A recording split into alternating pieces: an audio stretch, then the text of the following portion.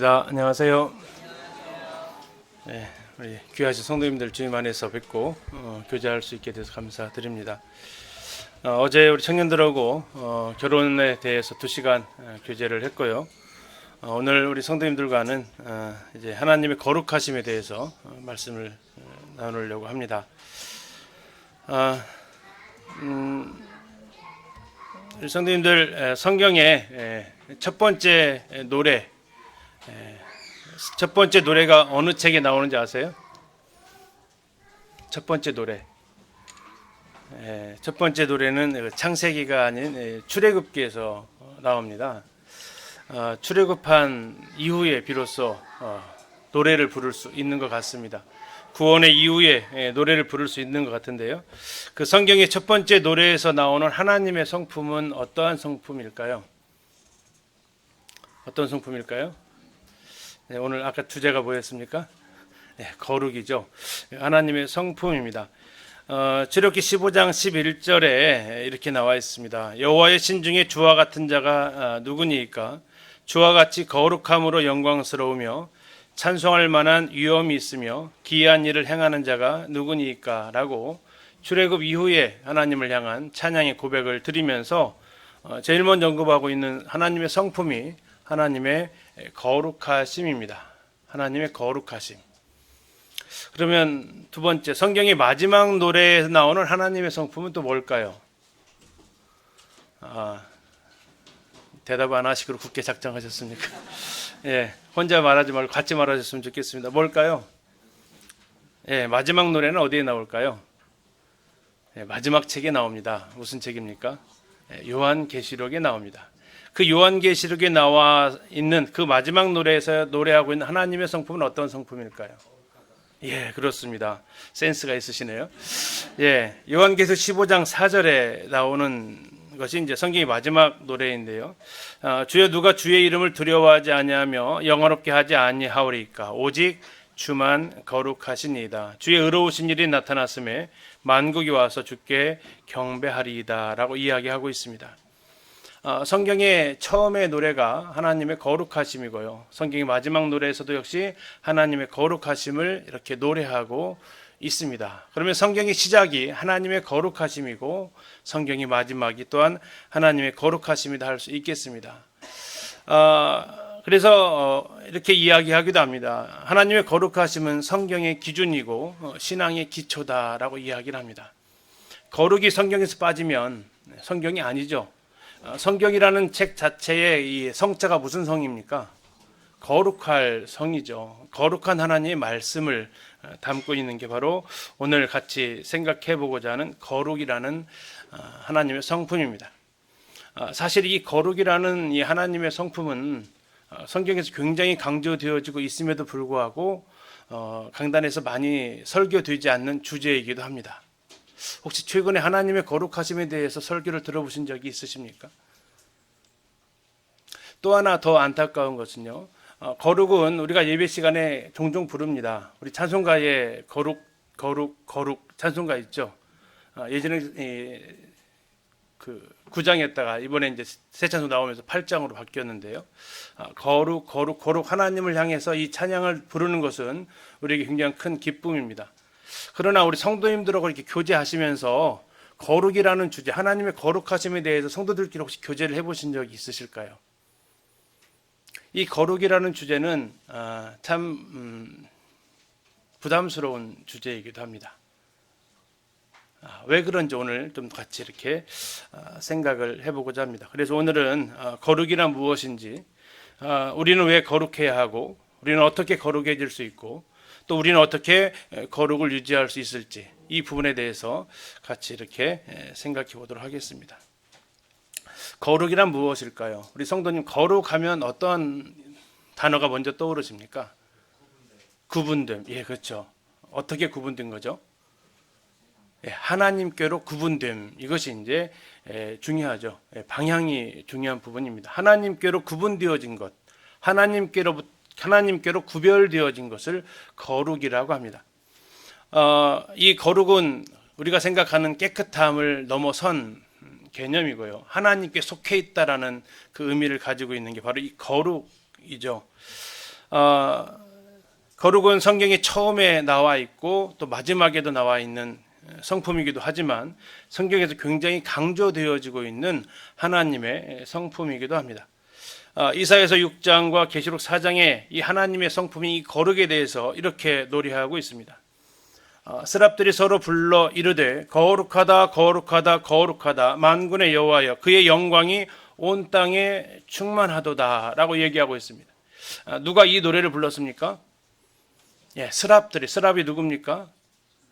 천사 그룹이죠. 케루빔이라고 하는 하나님께 옆에서 하나님께 영광 돌려지는 6날개를 가진 천사들이 이제 하나님 앞에 외치는 소리가 거룩하다 거룩하다 거룩하다라는 찬송이죠.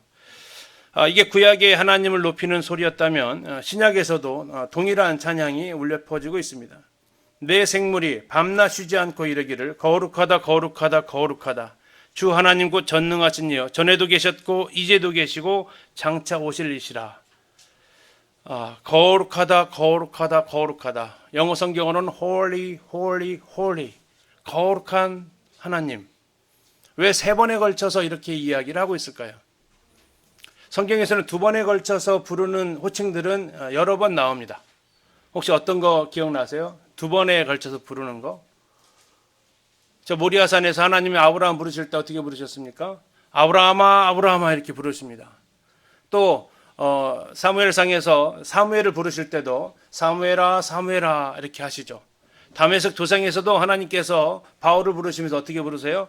사울아 사울아 이렇게 부르십니다. 또 요한복음에서 예수님께서 어떤 말씀을 강조해서 말씀하실 때는 내가 진실로 진실로 이렇게 2번에 걸쳐서 말씀을 하는 것이 종종 나옵니다. 왜 이렇게 2번에 걸쳐서 말씀하실까요? 강조하는 거죠. 이 어법상으로 매우 강조하고 중요하고 이 부분에 대해서 힘을 주어 말하고 싶을 때 이렇게 거듭해서 말합니다. 또 급박할 때 이렇게 2번 지어서 말아요. 그럼 3번을 이렇게 반복하는 이유는 뭘까요? 확실히 중요하다. 영어로 말하면 강조법을 넘어서 최상급이죠. 절대 잊어서는 안 되고 가장 중요하고 모든 것 중에 더 우선인 이 성품이 바로 하나님의 거룩하심이다라는 겁니다. 우리는 하나님의 성품에 대해서 얘기하면 먼저 사랑을 떠올리지만 그러나 그 사랑 이전에 우리가 기억해야 될 하나님의 성품은 거룩하심입니다. 그래서 혹자는 이렇게 얘기합니다. 이 거룩하심이 천국의 주제가다. 천국에서 2가지 울려 퍼지는 찬양입니다. 스랍들이 천사들이 내 생물들이 하나님을 향해서 기억할 때 외치는 소리가 거룩하신 하나님이십니다. 아니 거룩하고 거룩하고 거룩하신 하나님이 천사들의 찬양의 주제여서 어떻게 부른다고요? 밤낮 쉬지 않고 그들은 하나님을 이렇게 높이고 있습니다. 거룩은 하나님께 속한 개념이라는 거죠. 성경에서 가장 많이 언급하고 있는 성품은 사랑이 아니고 거룩입니다. 가장 많이 단어가 사용되어지고 있는 것이 거룩하신 하나님이죠. 그래서 우리가 하나님을 안다고 할 때 이 거룩하신 하나님을 알지 못하면 하나님을 제대로 알지 못하는 거죠. 성경에 처음에 언급되어진 성품이 하나님의 거룩하심이고 마지막으로 노래하고 있는 그 성품도 하나님의 거룩하심이며 3번에 걸쳐서 구약과 신약에서 노래하고 있는 성품이 하나님의 거룩하심입니다. 그러면 우리의 삶에서도 그 거룩하신 하나님을 우리는 기억해야겠죠. 거룩이란 무엇입니까? 거룩이란 바로 하나님과의 관계에 기반을 두는 것입니다. 출애굽한 이후에 하나님께서는 이스라엘과 언약을 맺으셨습니다. 그 언약의 기초가 되는 것이 무엇입니까? 나는 너희 하나님이 되려고 너희를 애굽 땅에서 인도하여 낸 여호와라. 그러시면서 하셨던 말씀이 내가 거룩하니 너희도 거룩할지어다. 하나님의 언약 백성이 된 이후에 그들에게 요구하시는 하나님의 조건은 우리의 거룩함입니다. 하나님과 구별되어진 하나님께 속한 이 거룩함, 이건 내 스스로 거룩함이 되어질 수도 없고요. 내가 만들어낼 수도 없고요. 하나님께서 우리를 거룩하게 하셨습니다. 그리고 우리가 거룩하기를 하나님께서는 기뻐하신다고 말씀하시고, 아니 기뻐하시는 것뿐만 아니라 우리에게 요구하고 계시는 성품이죠. 뭐라고요? 너희도 거룩하라. 여러분, 거룩이란 어쩌면 사람에 해당되는 용어는 아닌 것 같습니다.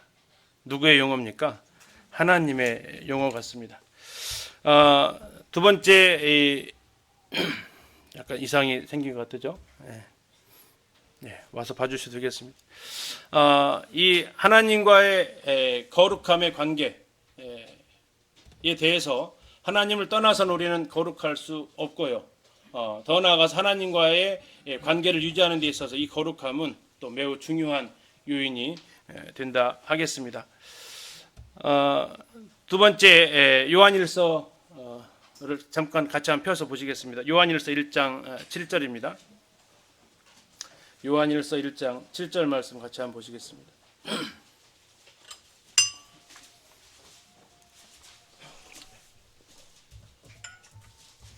요한일서 1장 7절입니다. 같이 한번 읽어보시겠습니다. 요한일서 1장 7절 시작.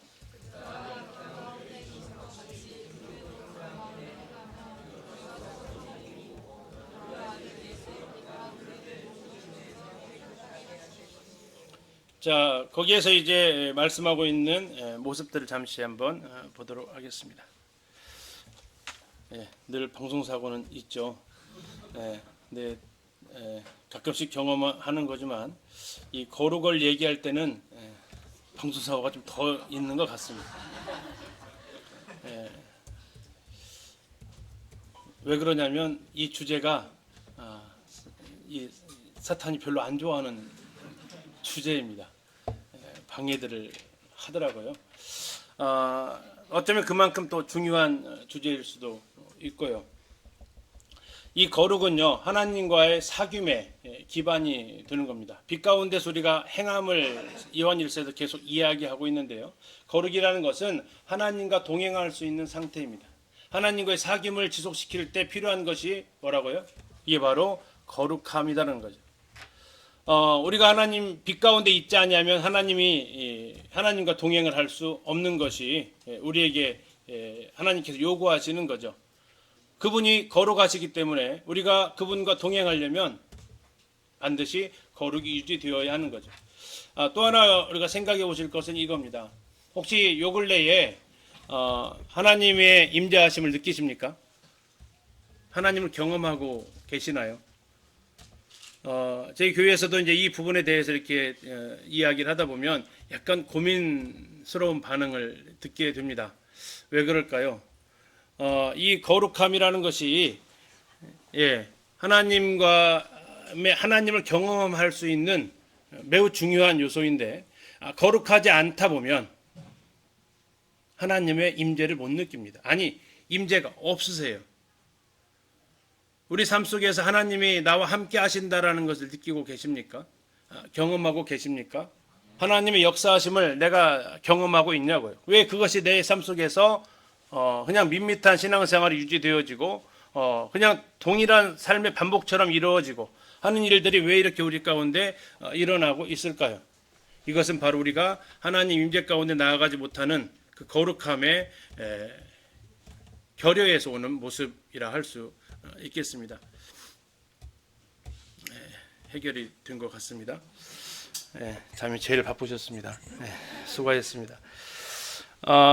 빛 가운데 행하면 우리에게 서로 사귐이 있습니다. 하나님이 거룩하시기 때문에 우리가 이 거룩함에 있지 않냐면 빛 가운데 있지 않냐면 하나님께 속해 있지 않냐면 하나님과 사귐의 상태를 이어갈 수 없는 거죠. 더 나아가서 거룩이란 악으로부터 분리됨을 이야기합니다. 그리고 하나님을 위해서 하나님께로 구별되어진, 이게 성경에서 말하고 있는 거룩에 대한 정의라고 할 수 있겠습니다. 여기는 반드시 단계가 따라오는데요. 첫 번째가 악으로부터 분리입니다. 너희는 그들 중에서 나와 따로 있어야 한다라고 얘기합니다. 그래서 교회를 헬라어로 뭐라고 한다고 그래요? 에클레시아라고 한다고 합니다. 에클레시아가 무슨 뜻이라고 합니까? 불러낸 무리라는 것입니다. 불러낸 무리. 구약에서는 애굽에서부터 불러내셨죠. 불러냈습니다. 가나안 땅 하나님이 약속한 땅으로 불러내셨다면 신약에서는 어떻게 불러내셨습니까? 우리를 죄 가운데서 불러내셨습니다. 마귀의 세력에서부터 불러내셨어요. 그들 중에서 우리에게 하나님께서 따로 있게 하셨습니다. 하나님께로 속하기 위해서. 불러낸 것뿐만 아니라 하나님께 소속하게 하셨다라는 것이 거룩의 의미입니다. 하나님은 그들 중에서 나와서 따로 있고 너희를 영접하여 너에게 아버지가 되고 너희는 내게 자녀가 되리라는 새로운 관계 속으로 우리를 부르십니다.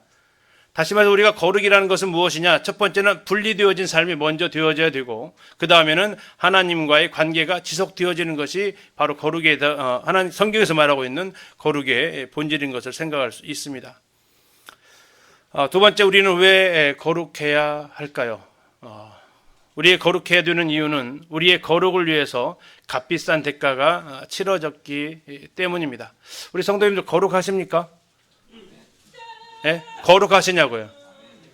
예. 신분을 묻는 겁니다. 상태를 묻는 게 아니라. 대답을 못 하시는 이유가 왜 그러시는지 모르겠는데 신분을 묻고 있다고요. 거룩하시냐고요? 예. 우리를 가리켜 성도라고 하잖아요. 성도가 무슨 뜻이에요? 거룩한 무리잖아요. 거룩한 무리. 예. 우리는 죄인이 아니고 성도예요. 그런데 우리를 거룩하게 하시기 위해서 주님 치러진 값이 너무나도 크다라는 겁니다. 히브리 10장 10절 한번 읽어보실까요? 시작. 이 뜻을 따라 예수 그리스도의 몸을 단번에 들이심으로 말미암아 우리가 거룩함을 얻었노라. 우리의 신분이 거룩해졌습니다. 그런데 우리를 거룩하게 하시기 위해서 치러진 대가가 무엇입니까? 예수 그리스도의 몸입니다.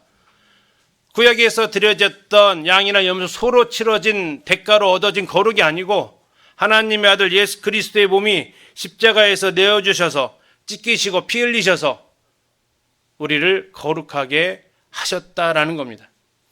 어제 청년들하고 얘기했지만 우리는 그리스도의 몸을 주고 사신 사람이에요. 여러분들이 100원을 주고 물건을 사면 얼마짜리요? 100원짜리. 만원을 주고 사면 만원짜리. 1000만 원 주고 사면 1000만 원짜리. 여러분은 누구를 통해서 사셨다고요? 예수님을 통해서 우리는 구원함을 받았어요. 고린도전서에서 우리를 사기 위해서 예수님의 값이 치러졌다고요. 그래서 나는 누구라고? 얼마짜리예요? 예수님짜리라고요. 옆에 한번 다시 한번 봐주실래요? 예수님짜리이십니다. 그렇게 보이시죠? 그렇게 귀하게 보이시죠? 1000만 원짜리 1억 원짜리랑 비교할 수 없는 예수님의 핏값을 주어지고 예수 그리스도의 그 몸으로 드려진, 그렇게 해서 얻게 된 우리의 신분이 어떤 신분이라고요? 거룩함이라는 겁니다. 하나님은 우리와 교제하기를 원하셨습니다. 하나님과 교제하기 위해서 반드시 요구되어지는 우리의 신분이 무슨 신분이라고요? 거룩함이라는 겁니다. 거룩하신 하나님과 함께 교제하기 위해서는 우리가 거룩해져야 됐기 때문에 하나님께서는 그 아들을 보내셔서 영원한 속죄를 이루심으로 우리를 거룩하게 하셨다라고 말씀하고 있습니다. 우리가 거룩함을 얻을 것이 아니고 어떤 상태입니까? 얻었다라고 분명하게 선언을 하고 있고 이것을 위해서 치러진 값이 너무나 크다라는 것입니다. 우리가 왜 거룩해야 될까요? 우리를 거룩하게 하시기 위해서 하나님이 치러지신 대가가 너무나도 컸다라는 것입니다. 온 우주의 창조자가 자신의 몸을 이 땅에 들이시기 위해서 죽으심으로 우리가 거룩함을 얻게 되었습니다. 우리에게 거룩한 신분을 주시기 위해서 너무나도 큰 대가가 치러졌습니다. 여러분, 1000만 원짜리 물건, 아니 1억짜리 물건, 우리 여기 대학로 교회 성도님 중에서 제일 좋은 차가 어떤 차인지 모르겠는데 여러분 혹시 새 차를 샀던 기억이 있으세요? 새 옷을 입었던 몇십만 원짜리 옷을 입었던 기억이 있으시냐고요? 그 옷에 흰 옷을 입고 아무데나 앉아요? 아무데나 차를 끌고 와서 아무데나 주차해요? 안 하죠. 왜 안 하시죠? 비싸니까. 흠집 나면 안 되니까. 귀한 건 귀하게 다루는 거예요. 하나님께서 우리를 귀하게 여기시고 우리를 귀하게 만드셨어요. 우리가 왜 거룩해야 할까요? 우리의 이 거룩을 위해서 드려진 대가가 너무나도 크다라는 것입니다. 두 번째, 우리는 왜 거룩해야 할까요? 거룩함이 없이는 하나님을 뵐 수 없기 때문입니다. 히브리서 12장 14절 같이 한번 읽겠습니다. 시작. 모든 사람과 더불어 화평함과 거룩함을 따르라. 이것이 없이는 아무도 주를 보지 못하리라. 앞에서 잠깐 말씀드렸지만 우리가 주님을 경험하지 못하는 이유가 뭐냐 이거죠.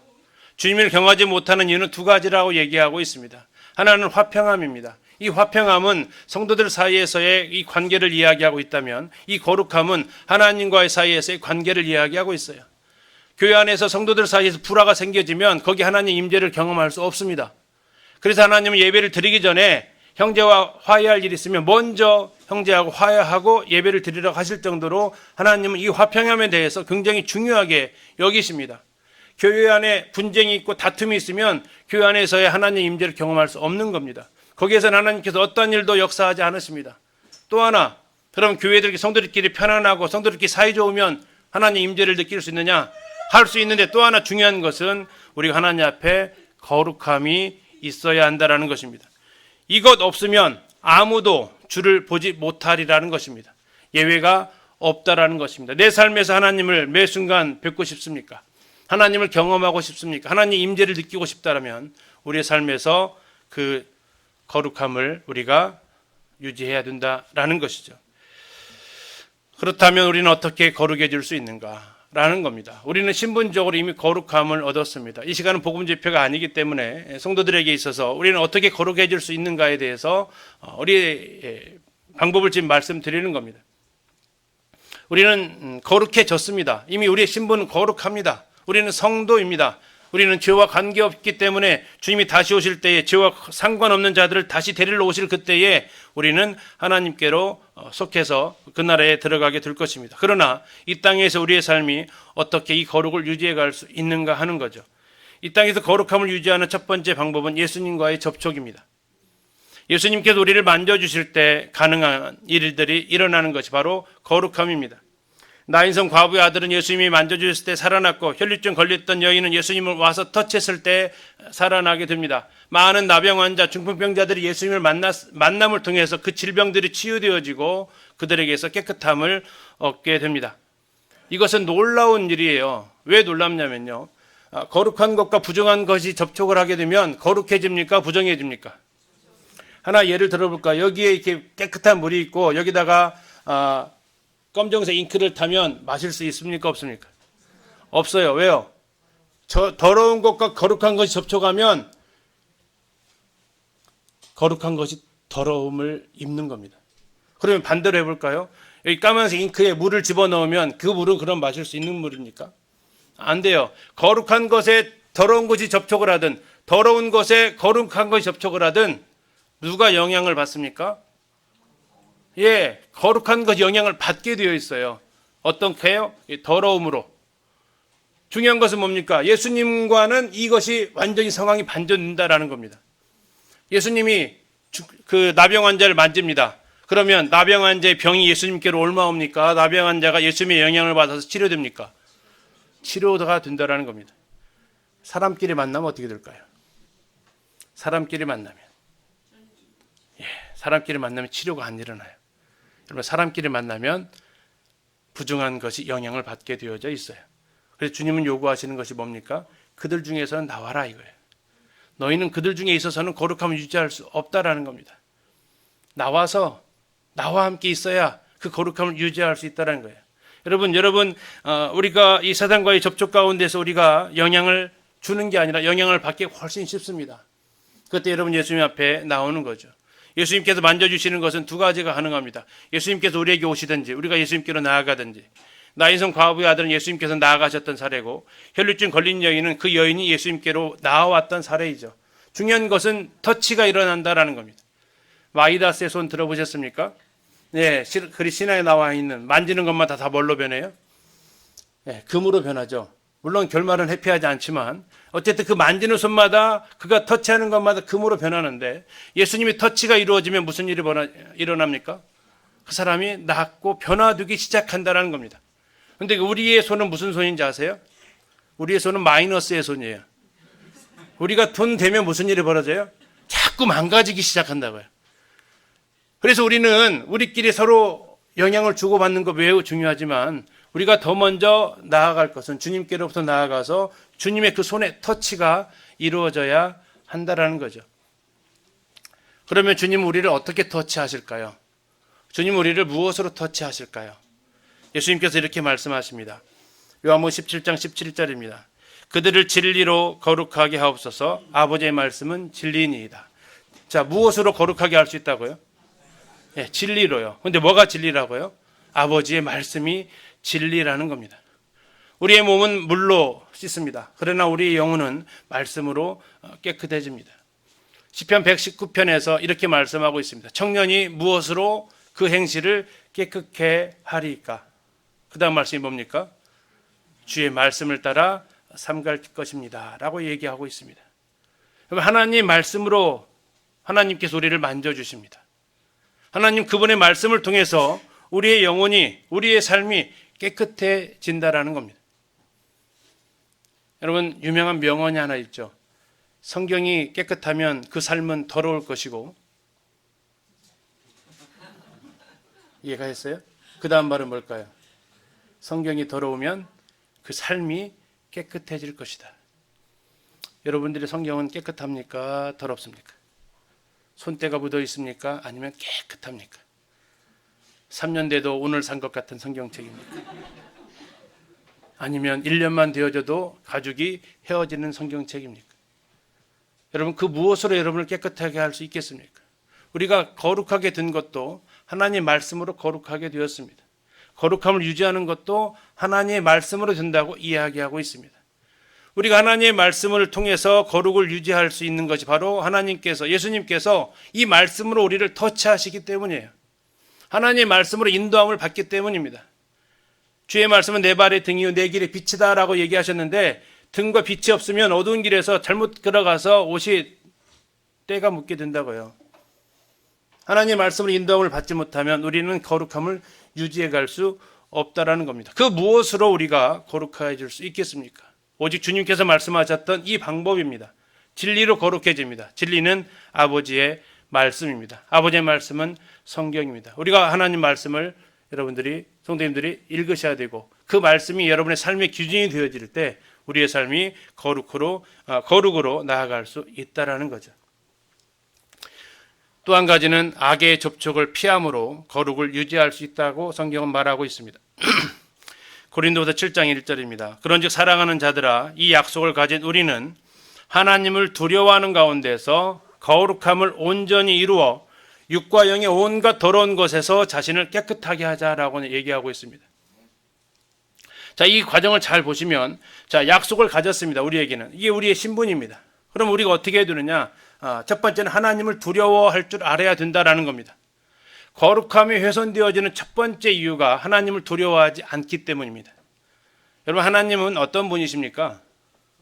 좋으신 하나님, 좋으신 하나님, 참 좋으신 화도 안 내는 나의 하나님. 하나님 화내시면 안 돼요. 그런 하나님이십니까? 여러분, 하나님을 두려워할 자로 여기시냐고요? 하나님을 두려워하지 않으면 방자하게 행합니다. 버릇없이 행한다고요. 하나님을 두려워할 때 우리는 그 앞에서 우리의 삶을 추스리게 됩니다. 여러분, 하나님을 두려워하는 가운데서 거룩함이 온전히 이루어질 수 있다고 이야기하고 있는 것입니다. 하나님을 위해서 내가 존재합니까? 나를 위해서 하나님이 존재하십니까? 하나님을 위한 나입니까? 나를 위한 하나님입니까? 우리는 하나님을 부를 때 어떤 호칭으로 제일 자주 부르십니까? 주님, 이렇게 많이 부르시죠. 주님. 주님이 무슨 뜻입니까? 원래는 세 글자인데 두 글자로 줄여서 부르는 거죠. 세 글자로 늘리면 주님이 어떻게 됩니까? 주인님이죠. 이게 별거 아닌 것 같은데요. 주님 하면 우리가 기도가 어떻게 나오는지 아세요? 한번 해보세요. 평소에 주님 하면서 그 다음 기도가 어떻게 나오냐면요. 주님 이것도 해주셔야 되고요. 저것도 해주셔야 돼요. 이렇게 나가요.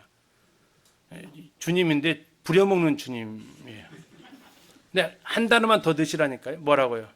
주인님 해보세요. 이건 저희들이 저희 교회에서 실험한 내용이에요. 우리 청년들하고 실험했던 내용이에요. 자, 오늘 저희 가셔서 기도하실 때 주님 하지 마시고 뭐라고요? 주인님 해보세요. 감히 요구사항이 안 나와요. 신기합니다. 주인님 했더니요. 그 다음 단어가 뭐가 나올 것 같아요? 그 다음 나오는 기도의 내용이 뭐가 나올 것 같아요? 주인님 하니까. 바로 그렇게 바뀐다라는 거예요. 신기하더래요. 주인님 하면서 이거 해주세요 이렇게 말을 못 하겠더라는 거예요. 내 양심에. 근데 우리는 워낙 익숙해요. 주님 주님 하면서 아무 생각 없이 그냥 마치 관용국구처럼 부르는 호칭이 돼버렸어요. 아니요. 그분은 주인이시라고요. 그분은 주인이시라고요. 그분이 나의 필요를 채우는 게 아니라 내가 그분의 뜻을 이루어가는 존재라는 거죠. 주님을 힘입어서 무엇 하고 싶으세요? 그것은 알라딘 남편에 나오는 진이라고요. 냄비 좀 문질러가지고 잠깐 불러냈다가 다 끝나면 잠깐 들어가겠어요. 나와 계시면 불편하니까 들어가겠어요. 필요할 때 또 문지를게요 하면서 이런 식으로 하나님을 대하면 안 된다라는 거죠. 하나님을 두려워하지 않으면 거룩함을 이루어갈 수 없다라는 겁니다. 그러면서 거룩함을 하나님을 두려워하는 가운데서 거룩함을 이루어가는 것이 뭐라고 말씀하고 있냐면 육과 영의 온갖 더러운 것에서 자신을 깨끗해야 된다라는 겁니다. 우리를 더럽게 하는 것들이 있다라는 거예요. 뭐가 우리를 더럽게 합니까? 우리의 영혼을 더럽게 하는 게 뭐예요? 더럽게 한다는 게 뭡니까? 하나님과의 교제를 끊어놓는 것들이 뭐냐고요. 내 마음에 부담을 주고 하고 나면 후회가 되어지는 것들이 무엇이 있냐고요. 이거 안 해야 되는데 이거 할 때 자꾸 주변을 두리번거리는 것이 무엇이 있냐고요. 지금 머릿속에 떠오르는 거 그것이에요. 각자가 다 다를 겁니다. 어떤 사람은 휴대폰을 통해서 보는 그 동영상일 수가 있고요. 어떤 분은 듣고 있는 그 노래일 수도 있고요. 어떤 분은 하고 있는 그 게임일 수도 있습니다. 텔레비전 드라마일 수도 있고요. 영화일 수도 있습니다. 하나님과의 관계보다 더 많은 시간을 들여지는 것, 일주일에 사용하는 많은 시간을 어디에다 쓰고 있나 한번 생각해 보십시오. 일주일에 내가 사용하고 있는 돈의 쓰임새를 한번 생각해 보십시오. 그것이 나의 삶의 중요한 가치관이 반영하고 있는 겁니다. 사람은 중요한 것에 시간을 씁니다. 사람은 중요한 것에 돈을 사용하게 되어져 있어요. 지난 한 주간만 데이터 한번 내보십시오. 한 달 데이터만 내보세요. 무엇에 내 물질이 쓰여지고 있고 무엇에 내 시간이 쓰여지고 있는지. 그것들 가운데에서 거룩함을 이루는데 방해가 되는 것들이 무엇이 있는지. 예수님께서 이 복음서에서 이렇게 말씀하신 적이 있습니다. 제자들이 손을 씻지 않고 음식을 먹었어요. 그것을 이 사람들이 와서 비방을 합니다. 그때 예수님께서 하셨던 말씀이 뭡니까? 입에서 들어가는 것이 사람을 더럽게 하는 것이 아니라 마음에서 나오는 것이 사람을 더럽게 한다고 했습니다. 마음에서 나온대요. 입에서 들어가는 것은 뒤로 나오는데 들어갔으니까 인풋했으니까 아웃풋이 될 거 아닙니까? 근데 마음에서 나온대요. 마음에서 아웃풋이 되는데 마음으로는 도대체 무엇이 인풋이 되게 하냐 이거죠. 무엇을 통해서 마음으로 들어갈까요? 잠시 베드로 후서 말씀 잠시 보겠습니다. 무엇을 통해서 우리의 마음 속으로 들어갈까요? 베드로후서 2장 8절입니다.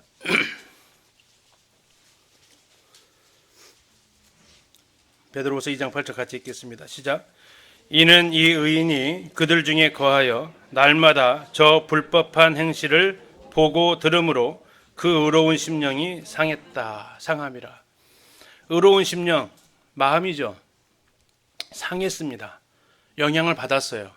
그 안으로 뭔가 들어왔다라는 겁니다. 무엇을 통해서 들어왔다고 얘기하고 있습니까? 보고 들음으로. 뭘 통해서 봅니까? 눈을 통해서 보잖아요. 무엇을 통해서 듣습니까? 귀를 통해서 들어요. 우리가 보고 듣는 걸 통해서 우리의 마음으로 들어간다라는 겁니다. 우리의 보고 듣는 것이 어디로 들어간다고요? 우리의 마음으로 들어가고요. 그 마음에 들어간 것은 우리 입 밖으로 튀어져 나온다라는 거죠. 이것이 우리를 더럽게 한다라는 겁니다. 이것이 우리의 심령을 상하게 한다라는 거죠. 상한 것에서 악취가 나게 되어져 있습니다. 이 마음에서 상한 것이 나오면서 온갖 더러운 것이 이 안에서 나오는데 그 출처가 어디냐? 내가 보고 내가 듣고 있는 것에서 나온다라는 거고, 그걸 성경에서 고린도후서에서는 육과 영의 온갖 더러운 것이라고 이야기하고 있습니다. 무엇이 있을까요? 우리 각자마다 다를 것입니다. 내가 보고 있는 거, 내가 듣고 있는 거 무엇이 있으세요? 여러분, 우리 청년들 이어폰 끼고 계시는 분들, 그 이어폰 한쪽을 주님 귀에 꽂을 수 있다면 같이 들어도 괜찮습니다. 그런데 약간 이어폰 한쪽 주님이 나도 좀 들어보자 할 때 주님 잠깐만요, 다른 거 바꿔드릴게요 이러면 여러분 듣지 마세요. 어디 들어가실 때, 야, 나랑 같이 가자. 주님이 이렇게 말씀하시면, 좋지요. 이런 대답이 나오시는 곳은 들어가세요. 그런데, 주님 잠깐만 여기 계세요. 저 일 보고 잠깐 나올 테니까. 여기 주님 들어올 수 없는 곳이에요. 주님 출입 금지 구역이에요. 이런 곳에 들어가지 마세요. 왜요? 그곳에 여러분들이 보고 듣는 것이 여러분들의 영을 더럽히고 있으니까요. 여러분, 육과 영의 온갖 더러운 것 제하고 창세기 35장에서 야곱에게 하셨던 베델로 올라가라고 했을 때 야곱이 했던 것이 뭡니까? 온갖 우상들을 단장품을 제하여 버리고 하나님께로 나아갑니다. 이것이 우리에게 필요한 부분이죠. 우리가 어떻게 거룩할 수 있습니까? 신분적으로는 거룩해졌습니다. 예수 그리스도의 몸을 단번에 들이심으로. 우리의 삶이 어떻게 거룩할 수 있습니까? 예수님과의 만남이 이루어져야 돼요. 만남이 이루어지려면 적어도 예수님이 터치할 수 있는 곳에 계셔야 된다고요. 예수님 무엇으로 터치하십니까? 그 말씀으로 터치하신다고요. 여러분 말씀을 펴셔야 돼요. 성경을 읽으셔야 된다고요. 성경 1년에 몇 번 읽으세요? 몇 번 읽으세요? 우리 성도님들 구원받은 지 몇 년 되셨어요? 20, 30년 되신 분 계시죠? 그럼 성경도 한 20, 30번 읽으셨나요? 적어도 1년에 한 번 읽는 것이 그렇게 어려운 성경이 되어버렸습니까? 우리는 성경을 너무너무 조각조각 읽고 있죠. 그래서는 안 돼요. 여러분 자녀들이 책을 한 권 샀는데 100쪽짜리 책을 샀다고 하세요. 동화책을 100쪽짜리 샀는데 그거 며칠 만에 읽길 바라세요? 100쪽짜리 책을 사면 며칠 만에 그걸 읽기를 바라시냐고요. 대답 안 하시는 것이 그날 읽었으면 좋겠죠. 그렇죠? 하루 만에. 그렇죠?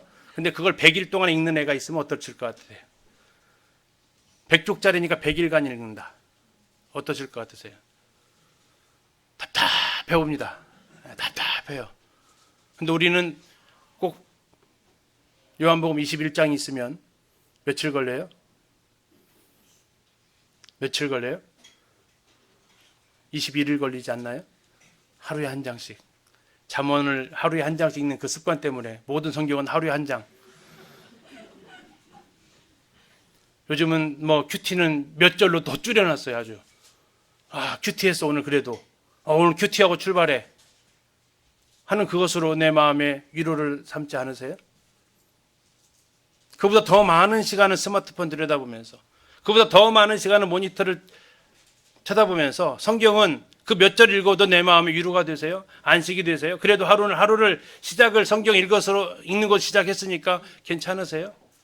그건 아니다라는 겁니다. 그렇게 해서는 거룩을 유지할 수가 없다고요. 왜요? 여러분들 보셨듯이 보고 듣는 걸 통해서 계속 마음으로 들어가니까요. 악의 접촉을 통해서 우리가 거룩을 유지해 갈 수 있기를 바랍니다. 그리고 주님은 이러한 거룩을 유지하기 위해서 자꾸 부르십니다. 하나님과의 관계가 깨어지기 시작할 때 하나님 우리에게 자꾸 부르세요. 이제 부르시는데 뭐라고 부르시냐면 꼭 질문을 하세요. 여러분 그 질문을 받았던 성경의 사람들을 같이 좀 살펴보려고 합니다. 그리고 그게 바로 나일 수 있다는 사실을 기억하십시오. 첫 번째 질문 같이 한번 읽겠습니다. 시작. 네가 어디 있느냐? 누구에게 하신 질문입니까? 답 크게 써놨잖아요. 그렇죠? 아담입니다.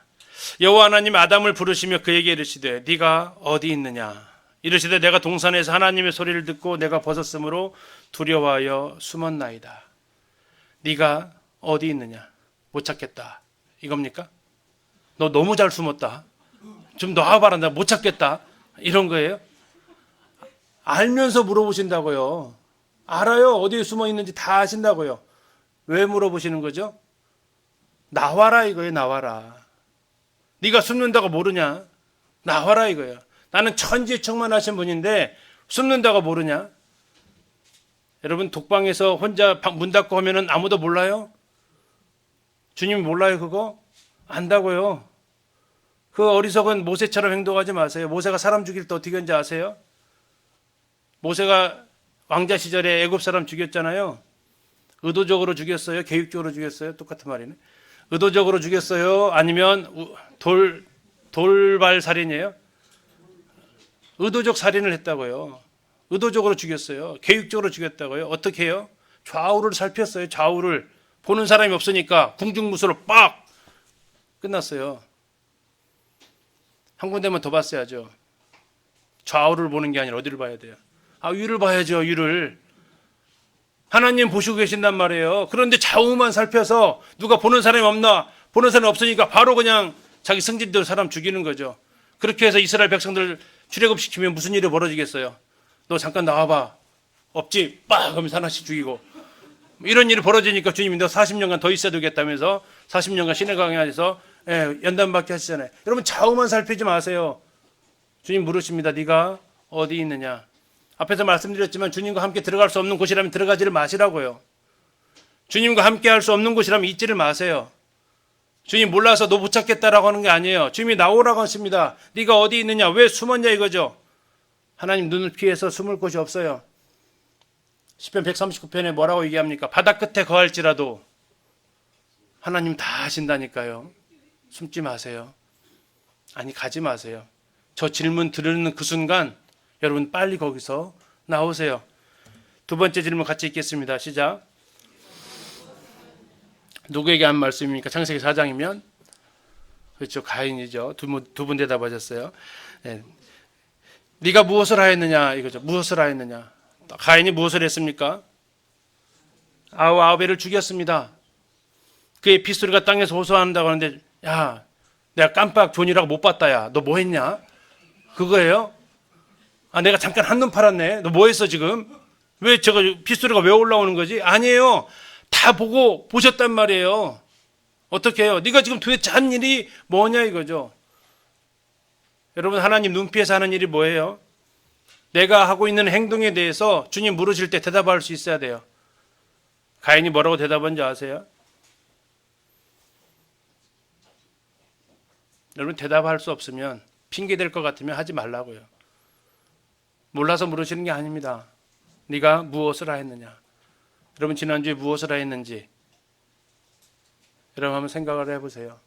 그것이 하나님이 물으시면 나는 뭐라고 대답할까요?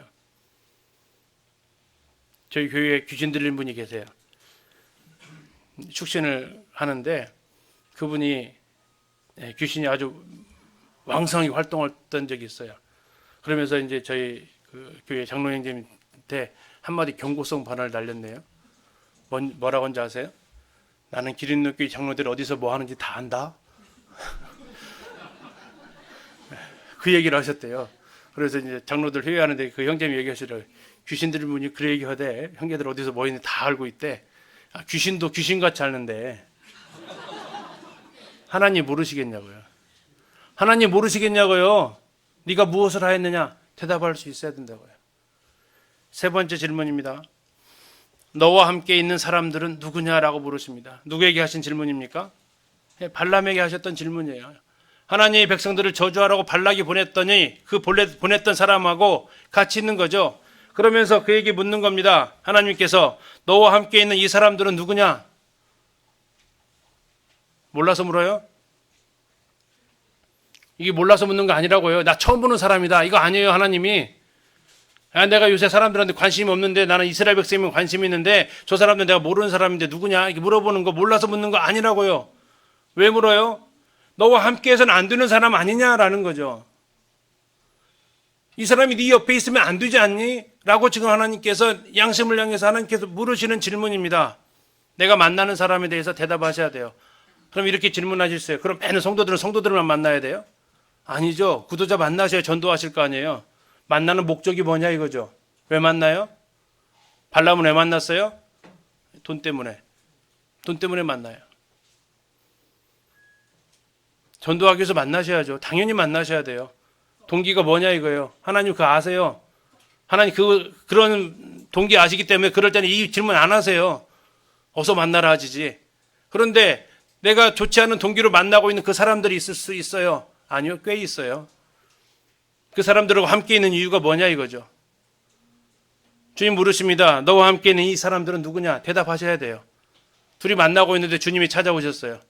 다행인 것은 장로님이 안 오고 주님이 찾아오셨다고요. 그게 다행이죠. 사람 눈에 안 들키는 게 다행이라고 생각하시는 이것이 아니고요. 주님 눈에 들킨다고요. 이미 알고 계시고요. 같이 있는 사람 누구야? 옆에 있는 사람 누구야? 같이 여행 가는 사람 누구야? 물으실 때 우리는 대답할 수 있어야죠. 네 번째 질문입니다. 같이 한번 읽겠습니다. 시작. 예, 누구에게 하신 말씀입니까? 엘리야죠. 엘리야가 열왕기상에서 450대 1에 바벨론이라니 바알의 선지자하고 싸웠잖아요. 갈멜산에서. 거기서 그들을 다 승리하고 하나님의 임재를 경험했어요. 그럼에도 불구하고 이세벨이 죽이려고 하니까 그 갈멜산에서부터 시작해가지고 저기 시내산까지 호렙산까지 도망가고 있는 길이에요. 그럼 하나님 물으십니다. 네가 어찌하여 여기 있느냐? 굴 속에 들어가 버렸어요. 굴 속에 들어갔어요. 내가 하는 행동의 이유, 목적, 또 왜라는 거, 어찌하여라는 것은 다시 말하면 왜 여기 있지 네가? 하고 여러분 물으실 때 답할 수 있어야 돼요. 여러분 잠수 타지 마세요. 여기 지금 굴 속에 들어가듯이 엘리야가 굴 속에 들어가서 잠수 타지 마시고요. 내가 왜 그렇게 잠수 타야 하지? 주인 물으시면 네가 왜 잠수 타고 있지? 여러분 물으시면 대답을 하실 수 있어야 돼요. 여러분들이 하고 있는 행동에 대해서 그거 왜 하지? 대답할 수 있어야 돼요. 스가랴에서 하나님께서 책망했던 게 뭐냐면 이스라엘 백성들이 금식을 자랑으로 여겼어요. 네, 그들은 정해진 하나님이 금식하라고 정해졌던 대속죄일 말고도 그들은 금식하는 절기를 계속해서 만들어냈어요. 그럼 하나님께서 물으시는 거죠. 그 금식 나를 위해서 한 거냐라고. 그 금식이 정말 나를 위해서 한 거야? 너를 위해서 한 거야? 누구를 위해서 한 거예요? 자기들을 위해서 했어요. 자기들을 위해서. 바리새인은 뭐라고 얘기합니까? 회당에 들어가서 나는 일회에 몇씩 얼마씩 금식한다고요. 일회에 2번씩 금식한다고 얘기하고 있어요. 누구를 위해서 했어요? 자기 의를 위해서 했다고요. 내가 하고 있는 행동에 대해서 우리는 물어야 됩니다. 내가 왜 이걸 하지? 여러분 씨 뿌리는 비유에 나오는 밭이 몇 가지 밭이에요? 주일학교 때 많이 가르치셨잖아요. 몇 가지 밭이 나와요? 하도 오래전에 들으셔서 좀 가물가물하세요. 몇 가지 밭이에요? 아닌데요? 아닌데요? 갑자기 늘어났나요? 6가지 밭이 나오죠. 6가지 밭. 첫 번째 밭은 길가, 두 번째 밭은 돌밭, 세 번째 밭은 가시덤불, 네 번째 밭은 30배짜리 좋은 땅, 다섯 번째 밭은 60배짜리 좋은 땅, 여섯 번째 밭은 100배짜리 좋은 땅. 6가지잖아요. 제가 안 틀렸습니다. 좋은 땅도요 수준이 있다고요. 차별이 난다고요. 왜요? 똑같은 일을 하더라도 동기가 다르거든요. 어떤 사람은 30배짜리 상을 받을 수 있는 동기를 가지고 하고요. 어떤 사람은 60배, 어떤 사람은 100배의 동기를 가지고 해요. 그 하고 있는 일의 성실성에서도 차이가 나고요. 그 일을 하는 열정에서도 차이가 나요. 하나님 동일하게 주시지 않아요. 오늘 애찬하시나요? 자매님들 다 애찬하시는데 저 몇 분 하시는지 모르겠지만 다 동일하게 상 받으실 것 같으세요? 아니실걸요? 제가 알기로는 누가 100배 받고 누가 30배 받을지 저는 몰라요. 하나님은 아세요. 애찬 왜 하세요? 당번이니까 30배짜리. 애찬 왜 하세요? 성도들이 즐겁게 먹으면 좋으려고. 몇 배짜리예요? 100배짜리는 뭐예요? 하나님의 영광을 위해서, 교회를 위해서, 성도들을 위해서 그 마음의 동기가 하나님 보신다고요. 어찌하여 여기 있느냐? 어찌하여 이걸 하느냐? 내 동기와 목적에 대해서 물으시면 대답할 수 있으셔야 돼요. 이것이 하나님 우리가 거룩을 유지하는 데 있어서 계속해서 묻는 질문입니다. 마지막 질문입니다. 같이 읽겠습니다. 시작. 이것은 백성들을 향한 질문이죠. 너희가 어느 때까지 둘 사이에서 뭐뭇 하려냐. 주소가 잘못됐네요. 앞에 걸 주소를 안 바꿨네요. 18장에 나와 있는 질문입니다. 여호와가 만일 하나님이면 그를 따르고 바알이 만일 하나님이면 그를 따르라. 왜 양다리 걸치고 있느냐. 농사 지을 때는 바알을 섬기고 농한기에는 하나님 섬기고 이런 식으로의 신앙 언제까지 하겠느냐.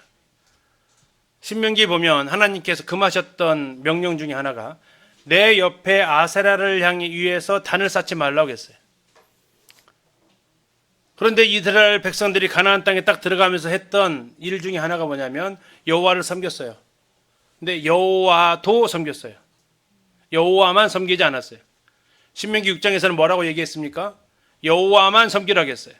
근데 그들이 가나안 땅에 들어가서 여호와도 섬겼다고요. 누구도 섬겼고요. 바알도 섬기고 아세라도 섬겼어요.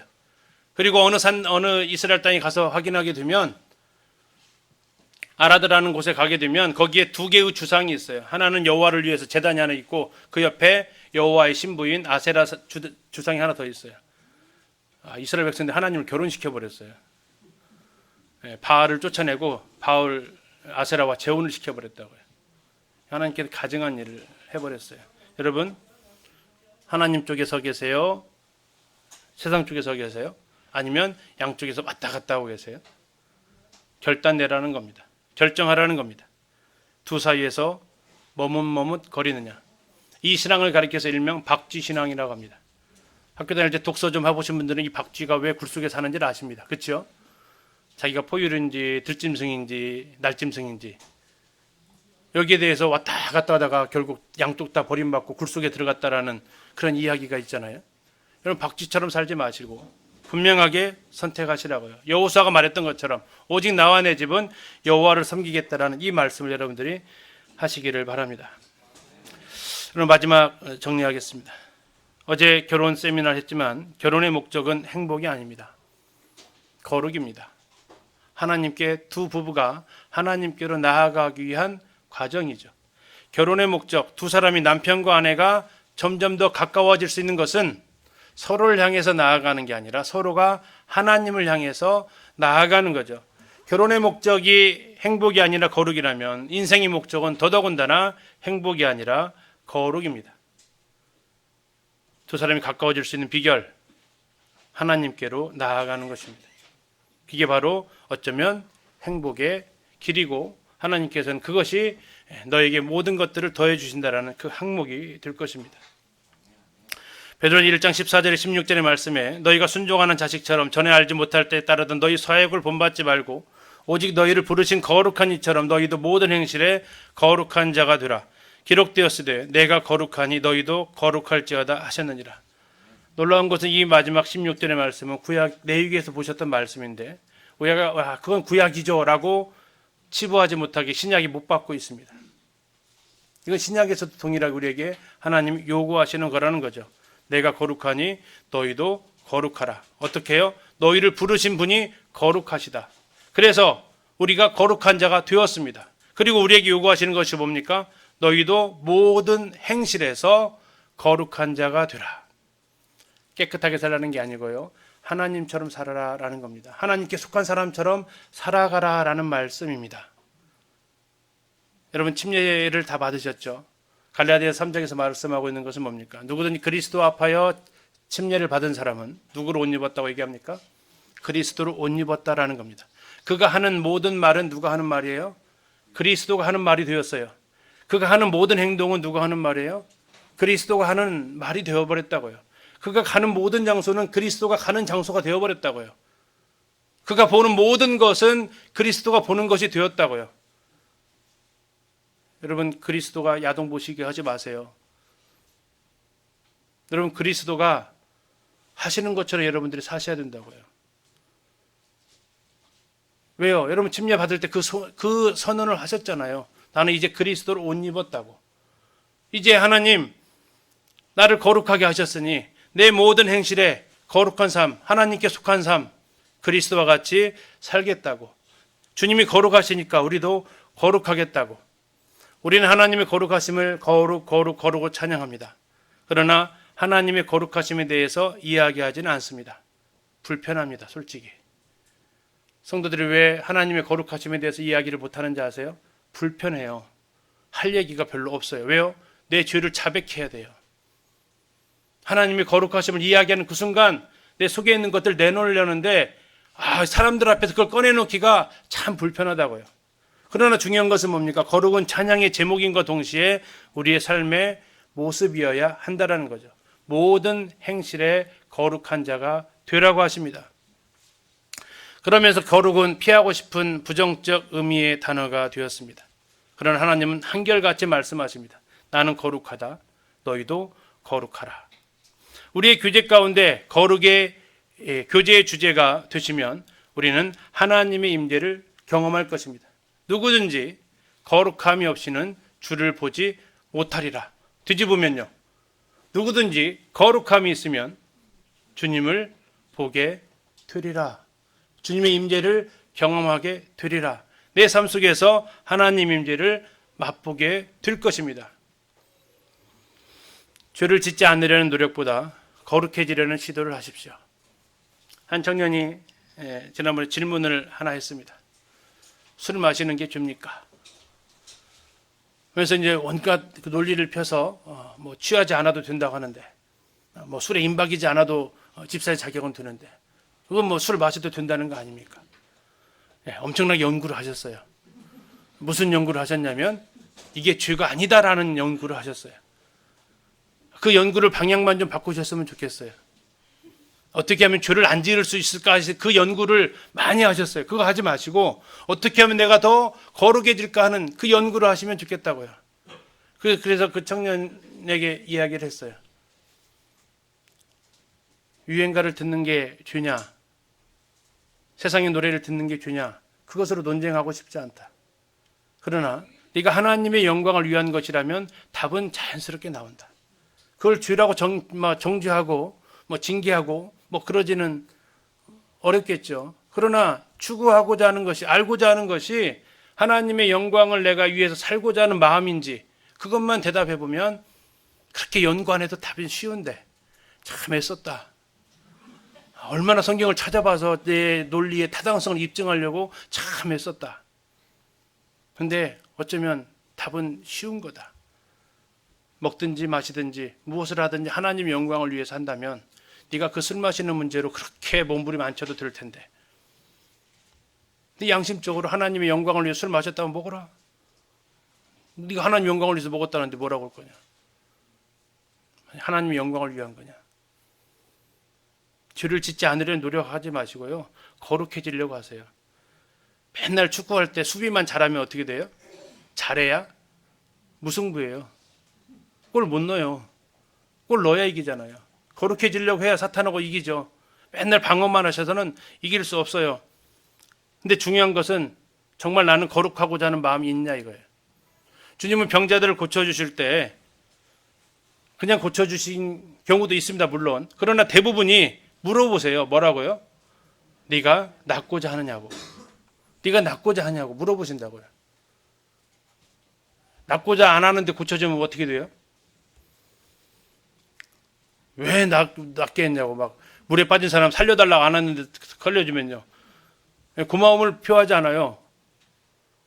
주님 우리에게 물으시는 거룩해지고 싶으시냐고요. 내가 거룩한 삶을 살아가고 싶냐라고요. 그래야 하나님 말씀을 보는 동기가 생기죠. 마지막 말씀 보고 마치겠습니다. 우리의 삶의 현장이 거룩한 곳이 되기를 기도합니다.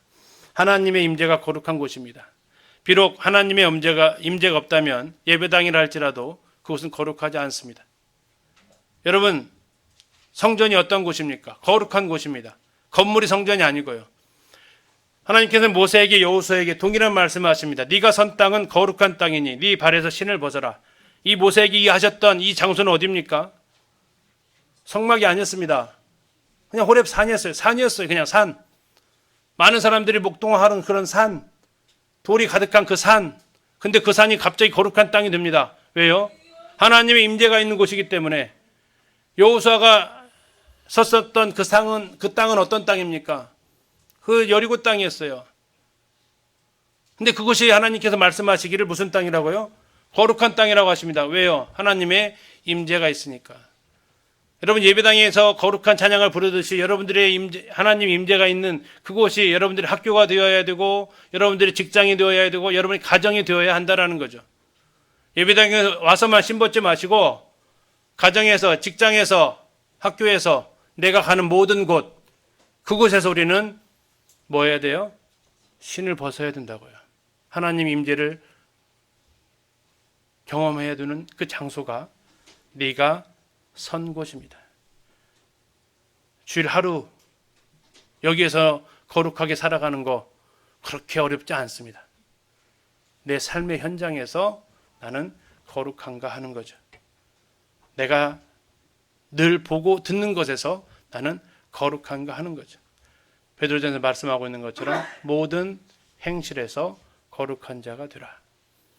여러분 하나님 말씀을 통해서 거룩해지시고 모든 영과 영의 더러운 것에서 접촉을 피하심으로 거룩해 주시고, 혹 부주의로, 혹 때로는 의도할 수도 있겠지만 그곳에 들어갔을 때 주님 물으시면 몰라서 묻는 거 아니니까, 나오라는 거니까, 함께하지 말라는 거니까 나오시고, 내가 있는 이곳이 거룩한 곳임을 알고 우리에게 치러진, 거룩을 위해서 치러진 그 대가가 너무나도 크기에 우리의 거룩이 유지되어야 되는 것이 그렇게 소중하기에 주님을 만날 수 있는 그 거룩함, 하나님의 거룩하심이 나의 거룩함으로 나타나지기를 기도하게 됩니다. 감사합니다.